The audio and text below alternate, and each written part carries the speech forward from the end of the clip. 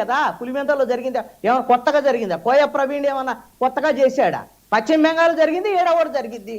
కాబట్టి ఆ విజువల్స్ వాడారు, అదొక్కటే మీకు దొరికింది. ఆ విజువల్ వాడారు అనేటువంటి అంశం తప్ప రిగ్గింగ్ చేశారు.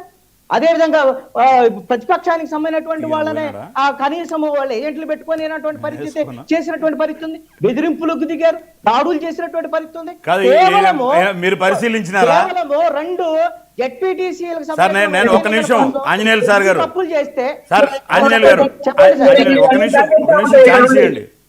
నేను ఒంటిమిట్టలో నేను ప్రచారం తిరిగిన ఒక పథకం పేరు చెప్తే గ్రామంలో నుంచి వచ్చి మామూలు మహిళలు కూడా మొత్తం పథకాలన్నీ చెప్పి మాకు అందినాయని చెప్పి స్వాగతాలు పలికినారు ఊర్లలో.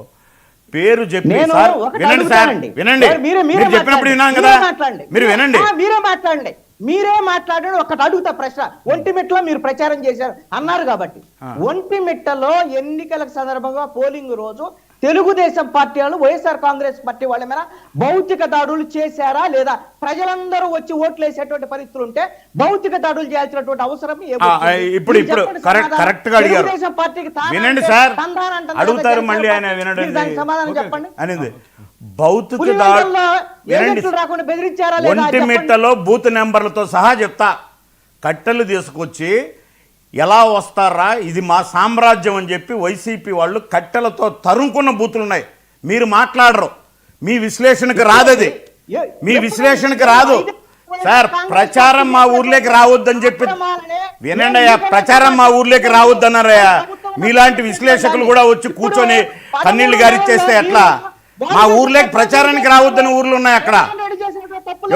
ఒక్కరోజు ముందు కూడా పెద్ద పెద్ద నాయకులు వచ్చి 3000 ఛాలెంజ్ పెట్టి కట్టండి అని అడిగిన వాళ్ళు ఏందో దౌర్జన్యం చేసినారంట. 2 పక్కల వాళ్ళు ఉన్న చోట వాళ్ళు దౌర్జన్యం చేస్తే నువ్వు ఇంట్లో కూర్చొని నేను క్షేత్రస్థాయిలో తిరిగినోడిని చెప్తా ఉంటే నువ్వు వీళ్ళు టీవీలో కూర్చొని మాట్లాడేవాడు కొట్టారని నువ్వు కండువా వేసుకో. ఎందుకు నేను చెప్పేది వినకుండా విశ్లేషకుడి పేరుతో అవతలోడి బాధ వినాలా? విశ్లేషణ అంటే అవతలోడి వాదన కూడా వినాలా?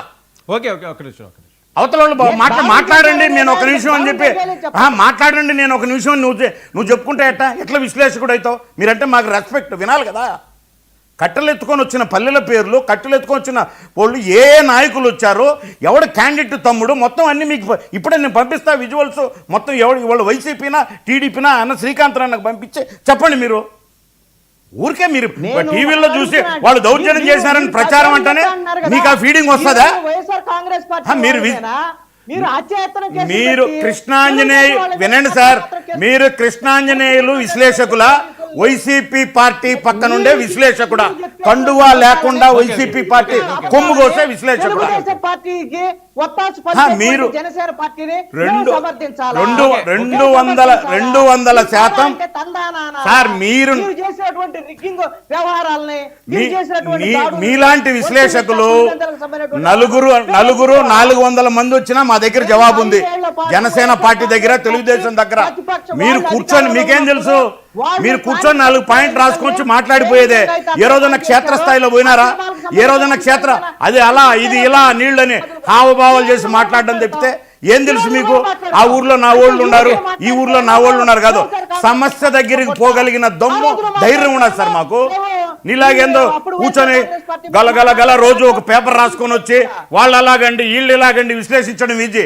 క్షేత్రస్థాయిలో ఎక్కడికైనా పోగలిగే దమ్ము ధైర్యం జనసేన పార్టీకి, మా కూటమి నాయకులకు ఉన్నది. ఏంది ఎక్కడ పోయినావు నువ్వు? యాడ పని చేసినావు చెప్పండి సార్. ఎందుకు మీ పెద్దరికాన్ని తగ్గించుకుంటావు?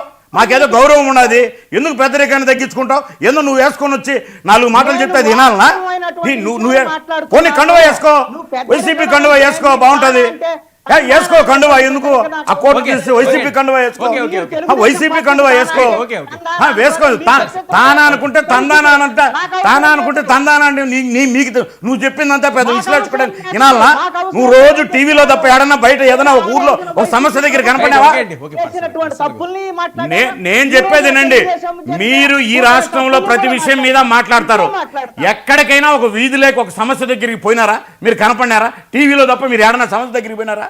నేను క్షేత్రస్థాయిలో 24 గంటలు క్షేత్రస్థాయిలో ఉండేవాళ్ళం. నువ్వేందో ఎవడో మాటలు విని మా బంధువులు ఉన్నారు ఈడ, నా బంధువులు నేను తిరిగినోడిని, నేను గ్రౌండ్ లెవెల్లో తిరిగినోడిని.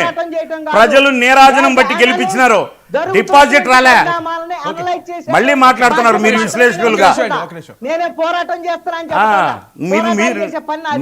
మీరు చేసే పోరాటం కూడా తెలుసు మాకు. ఎందుకు మా నోటితో అనిపించుకోవద్దు. పోరాటాలు చేసాం, ప్రజాస్వామ్యం చాలా పోరాటాలు చేసినావు నేను.